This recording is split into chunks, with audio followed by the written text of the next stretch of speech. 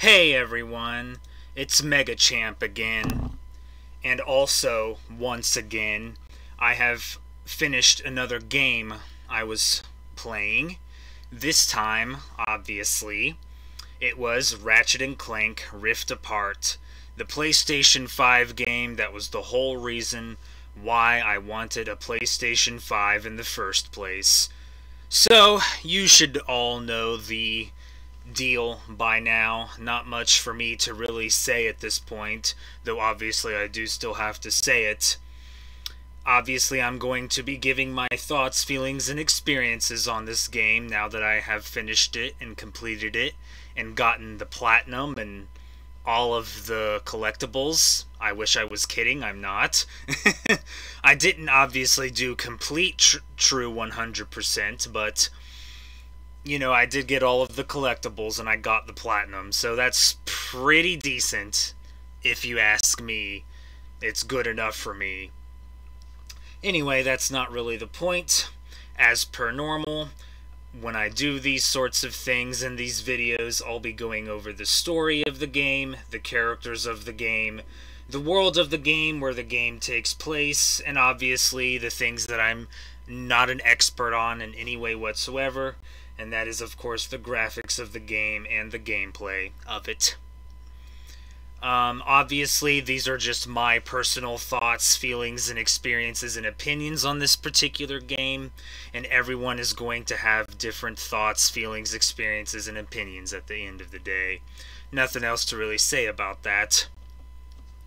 So obviously we have to start with the story of the game, and I'll be brutally honest with you, the story of Ratchet & Clank Rift Apart is probably one of the best stories in this franchise, or at least the best story since the, I brought this up just so I could have it to know what I'm talking about, and not sound like an idiot, I guess, although I'm still going to sound like an idiot for the most part. But it's probably the best story of the franchise since the initial PlayStation 3 trilogy Ratchet and Clank games, that of course being Tools of Destruction, Quest for Booty, and A Crack in Time. So I would definitely say the story in Rift Apart is probably the best story in the franchise since those games. I'm not saying the story was bad in the other games, but they weren't as good, that's for sure. So this is probably one of the better and the best stories since the Tools of Destruction, Quest for Beauty, and Crack in Time. It's really decent for the most part. Without giving too many spoilers, because I do think you should play this game. It's now available on PC if you're the type of person who doesn't like console games for whatever reason, so you could search out that alternative, I guess. But basically, the story is kind of a multiverse story, so basically kind of like where the Marvel Cinematic Universe is going, although Ratchet and Clank kind of did multiverse stuff. I wouldn't say before Marvel Cinematic Universe, but technically they did explore multiverse and other dimension stuff and parallel universe stuff, whatever you want to call it, multiverse stuff. Before Marvel Cinematic Universe did it, it was kind of in those games that I mentioned before, Tools of Destruction, Quest for Booty, Crack in Time, with the Dimensionator, which is basically the thing that takes you to other dimensions and basically multiverse stuff. So that sort of concept is in this game, and it actually does it pretty well. I don't know. I don't like comparing it to like movies and stuff and Marvel Cinematic Universe and that sort of thing. It's really the only thing that you can really compare it to. I'm not sure if other games or other franchises or other entertainment medias are doing multiverse stuff.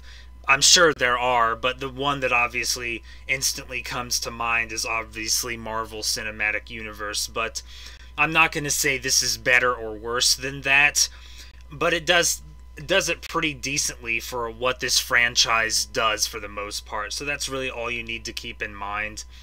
Obviously, Rivet, the female Lombax is obviously alternate dimension, other dimension Ratchet, and there's a alternate other dimension Clank as well called Kit. It has a more specific name, but I don't remember it right now, and I'm not going to search it up. KT something, and then some numbers afterwards. But basically, it's multiverse stuff.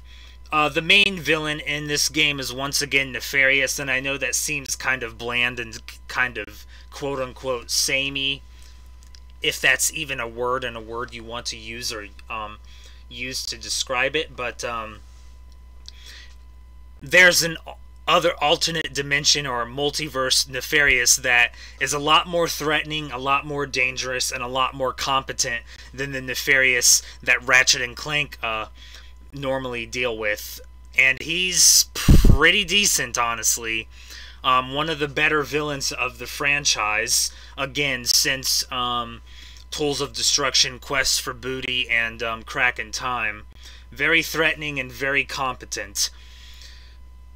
Probably the best villain in the franchise since Tools of Destruction, Quest for Booty, and A Crack in Time.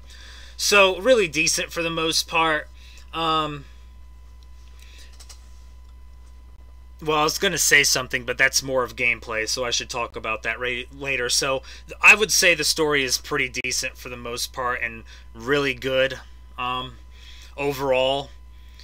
Obviously, Ratchet and Clank were quote-unquote retired or not doing hero work, and they get forced out of retirement and to do it again. So that's kind of the premise, and then the multiverse stuff comes in with the dictator, basically, of alternate dimension Nefarious, which is Emperor Nefarious, and you pretty much have to go around trying to stop him and fix the Dimensionator, which is causing multiverse chaos.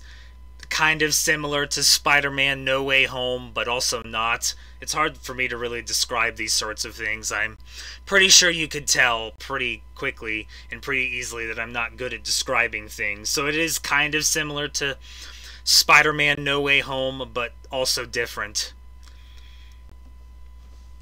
But it doesn't. But the story is really decent for the most part, and is really good for this particular game with the major threat of Emperor Nefarious. So just a really decent story for the most part. Probably the best story since the PlayStation 3 games that I've talked about way too much already. That being Tools of Destruction, Quest for Booty, and Crack in Time. So not much else to say about the story other than that. I just felt it was really decent for the most part, and the best one since those initial PlayStation 3 Ratchet & Clank games. Not much to say about the characters in the game. Character development for Ratchet & Clank was in those initial PlayStation 3 games that I mentioned. Most of the character development in this game is obviously on the new character, that being Rivet, and the alternate dimension Clank being Kit. And it does the character development for those characters pretty decently for the most part. I don't know if they really need to explore Rivet and Kit anymore, honestly, because I kind of felt they covered their characters and their character development pretty well for the most part in this particular game. They could cover them more. Like, they don't go into specifics about Rivet and why she's the possibly only Lombax in her dimension, although we don't know that for certain. But they did Rivet's character really well in this game, I felt like. Obviously, like I said, they could delve more into Rivet and why maybe she's the only Lombax in her dimension, but I felt that they did her character pretty well, mostly in this game, and her and Kit, and there's really nothing else to pursue in terms of Ratchet and Clank. They did try to do some things with Ratchet and why he doesn't want to search out and the Lombaxes because he feels inferior to them, and I can kind of see why, because it does kind of seem like and feel like that the other Lombaxes are much smarter than Ratchet, but Ratchet is really good with weapons and stuff, so what's the difference? But they did try to do some character stuff with Ratchet and I appreciate the attempt, but if you are expecting massive or more character development for Ratchet and Clank specifically in this game, then you're not really going to get it, other than this weird thing with why Ratchet doesn't want to go to wherever the other Lombaxes are. If you want Ratchet and Clank character development, then I would recommend the initial PlayStation 3 games, although the PlayStation 3 might be ending the store soon, so I would suggest you get on that if you want to experience those games, because I don't know if they're going to re-release them or not. I kind of doubt it, but if you want Ratchet and Clank character development, then that would be Tools of Destruction, Quest for Booty, and Crack in Time. Although it's mostly just Tools of Destruction and Crack in Time, but you get the point. That's where most of the Ratchet and Clank character development happens. Most of this particular game, Rift Apart, is Rivet and Kit character development, which I'm not saying is a bad thing. They did try to do some character stuff with Ratchet and Clank to an extent, with the dimension puzzles and stuff, but it's not as good as Tools of Destruction and Crack in Time, so I'll just kind of leave it at that. But I do still honestly feel like the character stuff for Rivet and Kit was really good, and honestly, they may not even need to do anything else with Rivet and Kit, because it was covered really well in this game, despite it being probably too short, unfortunately. But Ratchet and Clank games, for the most part, for the last couple of games really, have been pretty short, and maybe even arguably way too short, basically. Not way too short, but too short. But despite how short it is, I do honestly feel like they did the character development for Rivet and Kit pretty decently, despite it being a relatively short game. So pretty decent for those specific characters. Nothing else to really say. Emperor Nefarious is just more competent, nefarious, and more threatening. That's really all you need to know about him. If you play the game and experience the game, you'll kind of see it, and it's actually pretty decent. So he's a really decent villain. So if you want to include that, that's fair, I guess. But for the most part, not much else to say. There are obviously other characters, other multiverse characters, other dimension Quark, other dimension Skip, that sort of stuff. Other dimension Rusty Pete. Other dimension characters. That's the point that I'm trying to make. And other new characters too, but... And I'm not saying they're bad and that they don't do those characters poorly or don't give them their own sort of moments, because they obviously do, but obviously the main important characters is Ratchet and Clank and Rivet and Kit's not on this image for whatever reason, but it's, imagine Clank except yellow with red lights on its head. That's basically Kit. Or you can use Google image searching. That's kind of a thing. That's how I find this stuff. So yeah. The point of the game is Ratchet. The most important characters are obviously Ratchet, Clank, and the new ones of Rivet and Kit. So they do them pretty decently for the most part. The other characters do have their own moments too. So I do kind of feel like they do the characters justice mostly for the most part for what they're trying to accomplish in this game. So pretty decent job for the characters as well. Nothing else to really say there. It's hard for me to really talk about the world of Ratchet and Clank Rift Apart, where the game takes place, especially when you consider the multiverse stuff, and that stuff can get very confusing very quickly. And when it comes to the Ratchet and Clank franchise, it's not one specific location, it's multiple specific locations, because it's a quote-unquote galaxy or universe, or whatever you want to call it, where you go to multiple different planets that have different environments and different stories and different things of their own. Because it's a completely different planet, technically, so it's hard for me to really discuss the world of the game, so it's more like a universe or a galaxy for the most part, the universe for Ratchet and Clank Rift Apart works for what it's trying to accomplish.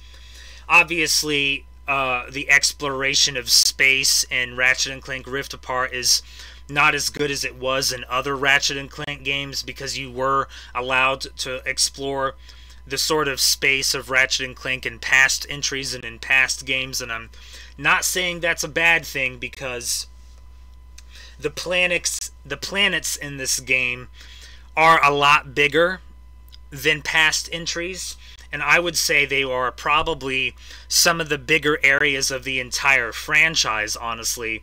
Although that makes sense because we're getting into PlayStation 5 territory now, and we're talking about previous generations like PlayStation 4 and PlayStation 3, so you would hope that a PlayStation 5 Ratchet and Clank game would have the biggest areas of the franchise, and I can tell you from experience that they most definitely do.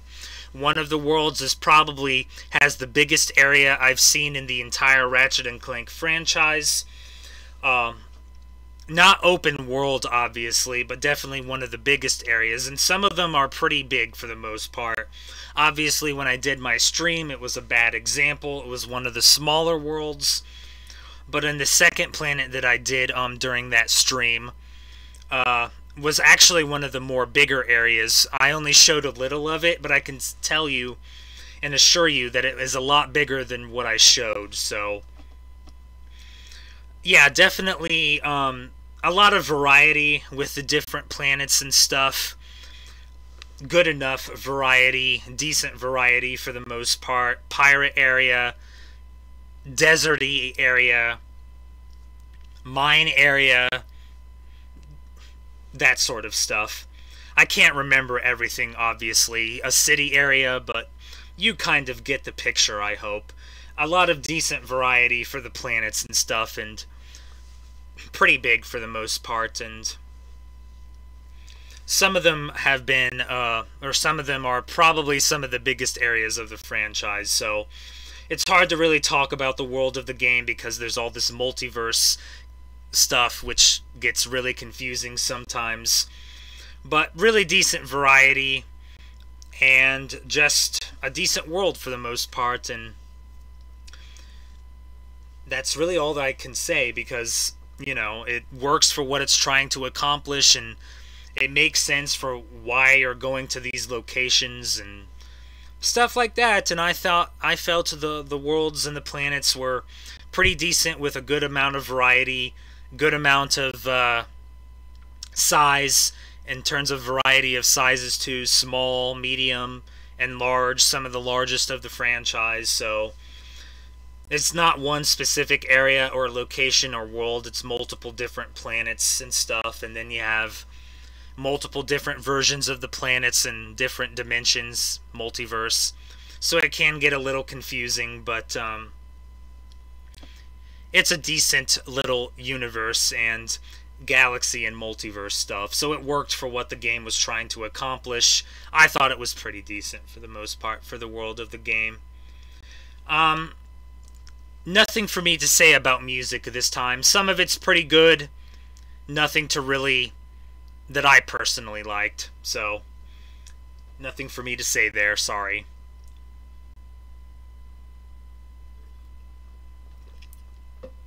That won't really be the case for the next game, though. And you'll see why. In terms of the graphics, well, it's a PlayStation 5 game. That's probably all you really need to know. Probably the best graphics of the franchise thus far. And I would hope it would be the best graphics of the franchise thus far. Because, again, PlayStation 5 game. Also now a PC game, but you kind of get the point. Better than the graphics of the last Ratchet & Clank game, which was the reboot game. I still don't know why they did that.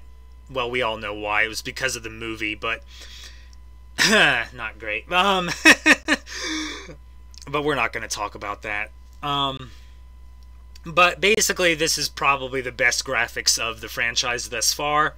I would hope so, because again, it's a PlayStation 5 game, so, you know, graphics are only improving, mostly, in most cases. So yeah, probably the best graphics of the franchise. You can kind of see detail from this image here of the fur on the Lombax and maybe the shine of Clank and other stuff. It's hard to, but if you sort of watch gameplay of the game, I guess, or play the game for yourself, you can see pretty decent detail for the most part. So I would say this game has the best graphics of the franchise, but that's just what I personally think, obviously. So like I said, it's a PlayStation 5 game, so you would think, you would hope, it would be the best graphics of the franchise thus far. Gameplay of the game is really fun and really chaotic. It's Ratchet and Clank. What did you expect? Part platformer, part shooter, sort of. Third-person shooter, mostly. So you see, I do play shooters. Just this particular franchise. And Dirge of Cerberus Final Fantasy VII, if you count that. Though that game is years old at this point, so this is the main quote-unquote shooting game I play, is Ratchet and Clank, and it's mostly platformer, so things can get very chaotic very quickly, but sometimes when things are chaotic is when they are the most fun. Tales of Berseria being the most obvious example. So yeah, very fun. A lot of different variety for the weapons, and you get to play as different characters in this game, obviously. There are planets you play as Ratchet and Clank, and planets you play as Rivet and Kit. Although it's actually Ratchet and Kit, and then Rivet and Clank. Try saying that 5 times fast. Anyway, the point is you play as Ratchet during certain planets, and you play as Rivet in certain planets. And you also play as a miniature spider robot that is put into areas, computers, or just technology devices, basically, that are infected with a virus, and the robot is literally called Glitch. There you go. So it actually has really decent variety of gameplay stuff. The glitch stuff is probably one of the more unique things that the Ratchet and Clank series has done in quite some time. Well, ever since the Clank puzzles, and the Clank puzzles are back in this game too, like they were in the PlayStation 3 games, although they may have been in the reboot game. It's been forever since I've played the reboot game, so there may be Clank puzzles in that game too, and there probably are, because it is a reboot and of the first game, which did have some Clank puzzles, so there you go.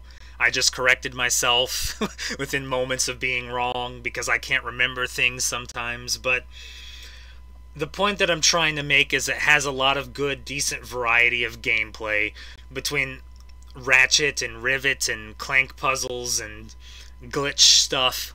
So really decent variety, honestly. Probably the best variety of the franchise thus far since, again, the PlayStation 3 games, or at least the best variety since the last game. So it's really decent for the most part, very fun. I mean, I'm not great at it. I did die a couple of times, probably too many times.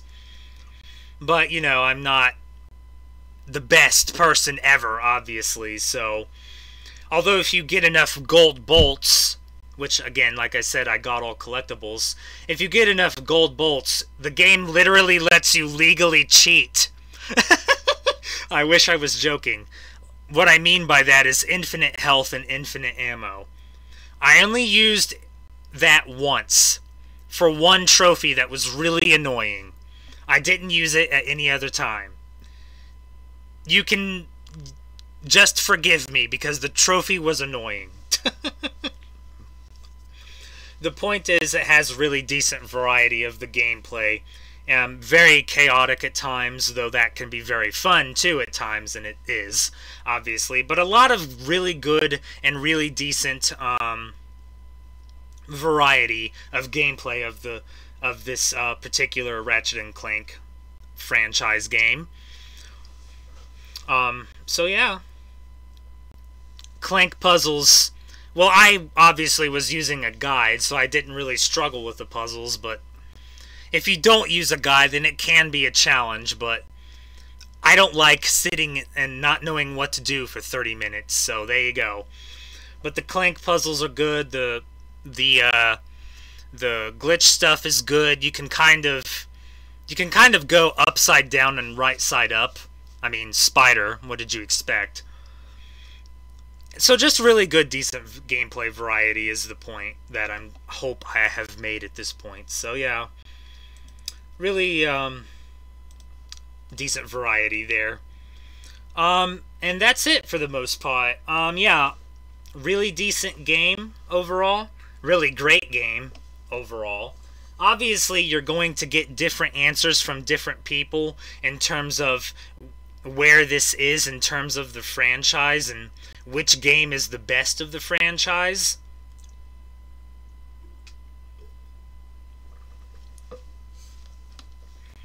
But obviously, this is my personal thoughts, feelings, experiences, and opinions. And you kind of got an idea of where I would place this. Like I said, this is probably the best Ratchet & Clank game since Tools of Destruction, Quest for Booty, and Crack in Time. I don't know what happened to the franchise after that, but it wasn't good. And that's me being nice. And we've seen how I am when I'm not nice. And I'm trying to be nice here. So, I don't know what happened to this franchise after that. But none of the games were really... I can't talk, I'm sorry. None of the games were really all that great. And that's being very nice. And a massive understatement. And I don't like using this word, in all brutal honesty, but here I am about to use it. So, ever since Tools of Destruction, Quest for Booty, and A Crack in Time, the Ratchet & Clank games have not been great. All for One, meh, mid. Full Frontal Assault, not great at all. Into the Nexus, meh, mid. The reboot, I don't know why they tried to do a reboot. It was for the movie, I get it, and it didn't end well. The reboot game was okay, but again, mostly mid. And now we have Rift Apart. So yeah, Rift Apart is probably the best Ratchet & Clank game since Tools of Destruction and A Crack in Time. And Quest for Booty was a download-only game, so that's just my personal feelings on it, and opinion on it. Everyone is going to have a different one at the end of the day.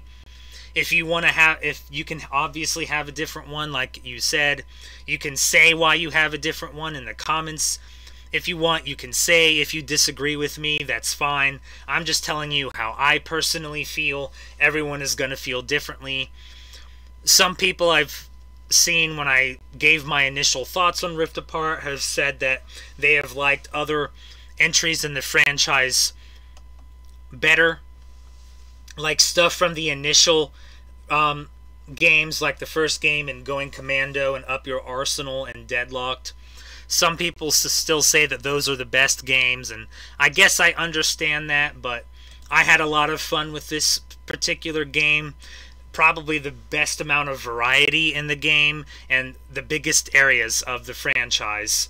Best amount of variety in the franchise, I mean, and the biggest areas of the franchise. So definitely the most fun I've had in this franchise since those initial PlayStation 3 games, and probably the best Ratchet & Clank game since those initial PlayStation 3 games. But like I said, that's just how I personally feel about it, and that's really all I can say about that, and everyone is going to feel differently.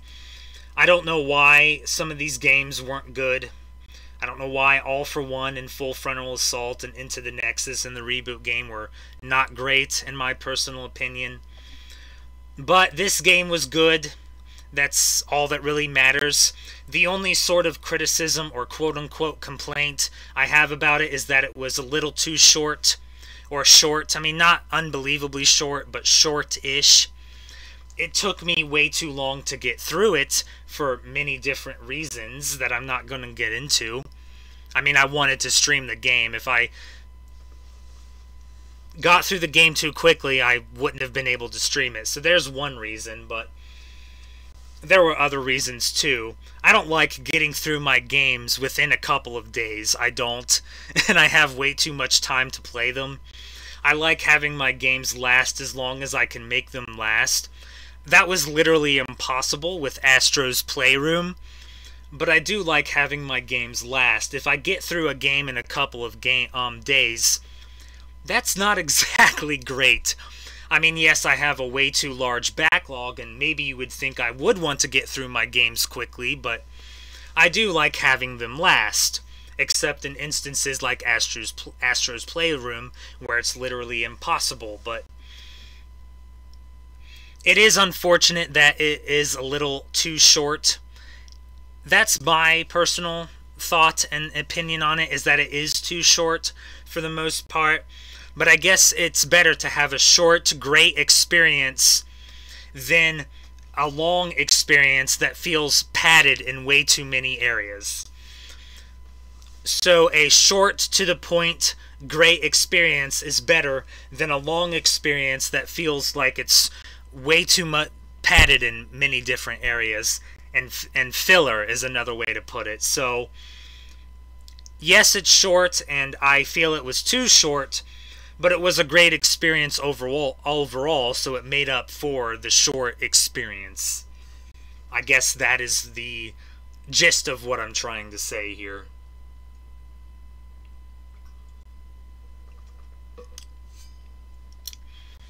So, great game overall. Best game of the franchise since the Tools of Destruction and Quest for Booty games. And Crack in Time. Here is the Metacritic score. This makes sense to me, mostly. I'm a little biased, though. I'm biased on a lot of things, in case that wasn't already abundantly clear.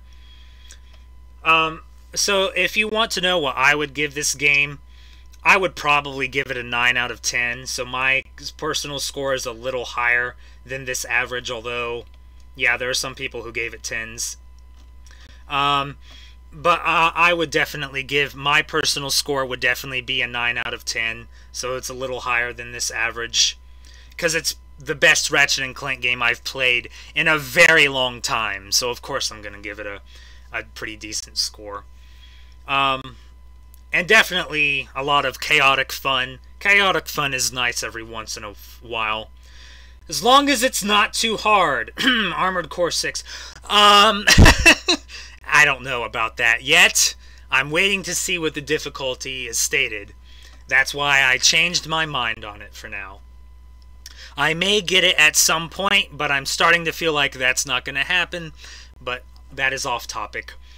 The point is, this is a really good Ratchet & Clank game, and probably the best Ratchet & Clank game since the PlayStation 3 Tools of Destruction, Quest for Booty, and Crack in Time games. I don't know what they were thinking with that reboot game. Weird area, weird point in time. Well, it is what it is, I guess, but hey, at least this game was good. And at least, hopefully, the game can start returning to normal, and the franchise can hopefully be decent again. Only time will tell. It's probably going to be several years before we see another one. That's the other sort of little whiny complaint, I guess, from me, is that it's probably going to be a very long time before we see the next game, because these games are not are pretty much taking half a decade. That's 5 years, 5 to 10 years for games to be made anymore. So it's going to be quite a long time before we see the next one. That would be 2026. would be 5 years since this game came out. So, yeah.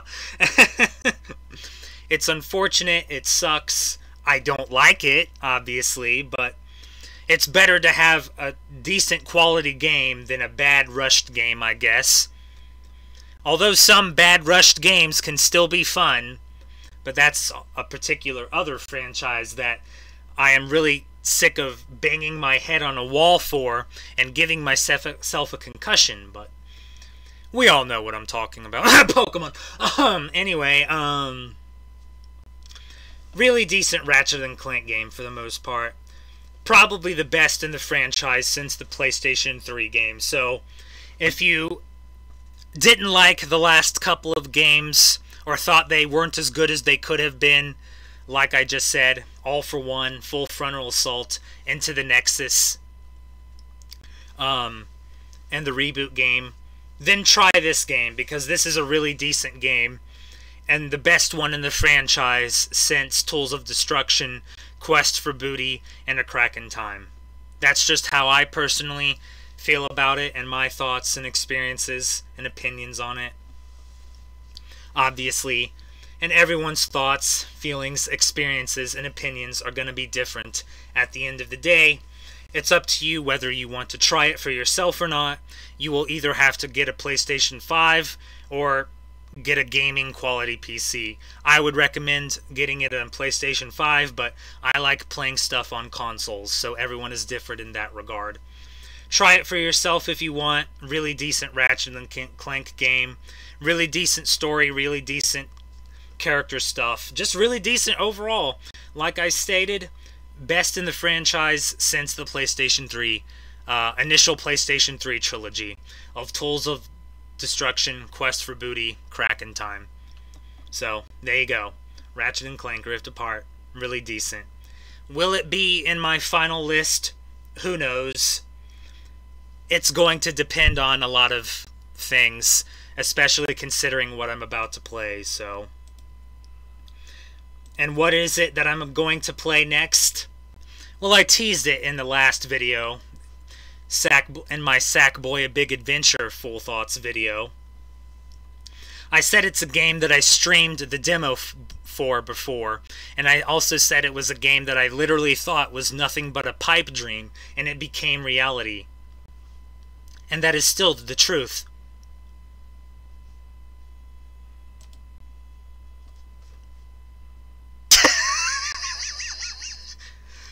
Boy, it took me long enough to get to this game, didn't it? I'm on Wikipedia. Let's do this, because why not? Oh. Okay, yeah. It only took me 2 years to get to it.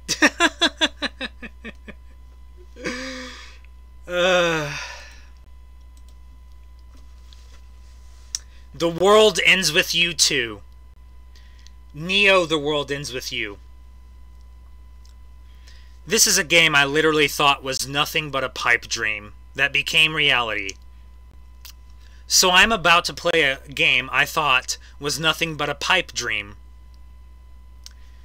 So am I going to be able to be unbiased with this game when I give my full thoughts on it? Let's be honest, probably not. I'll try my best, but we all know I'm not going to be able to be unbiased with this game.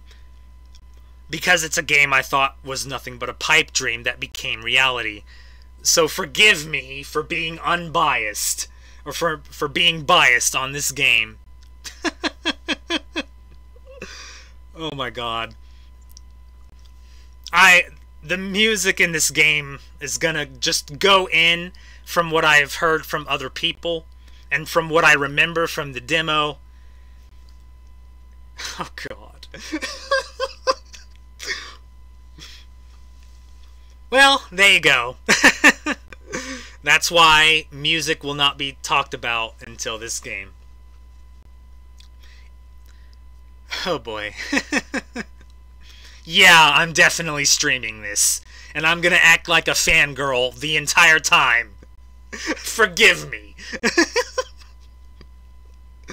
Oh boy. So there you go. Nothing ever happens at Gamescom that interests me in any way whatsoever. I'm sorry. That's just how I feel about that. If something happens, then I will say something. But if it's not enough for a full video, then I don't really see the point. Kinda like how I don't see a point in making any videos on this Scarlet and Violet DLC stuff. Yet. If there's not really a whole lot with it, or not really a whole lot for me to talk about, then I'm not going to do a video for it. And Gamescom has never been an event where a lot of unbelievable things have been revealed. That's E3 time, and E3 is now dead.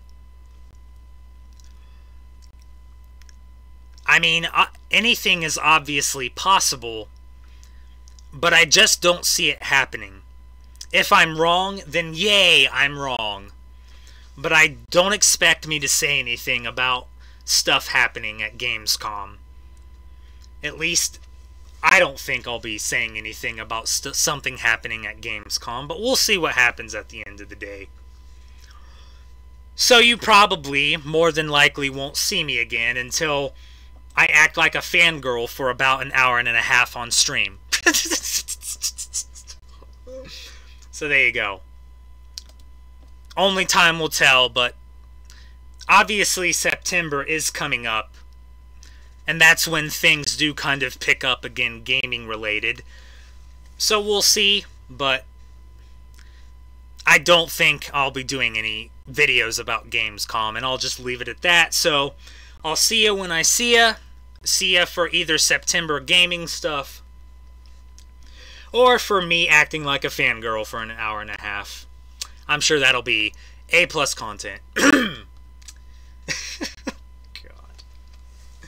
This is MegaChamp saying, next time I'll be providing you with more unlimited guidance.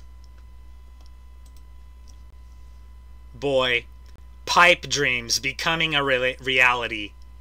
Imagine. How can I really be unbiased? The answer is I can't, I'm sorry.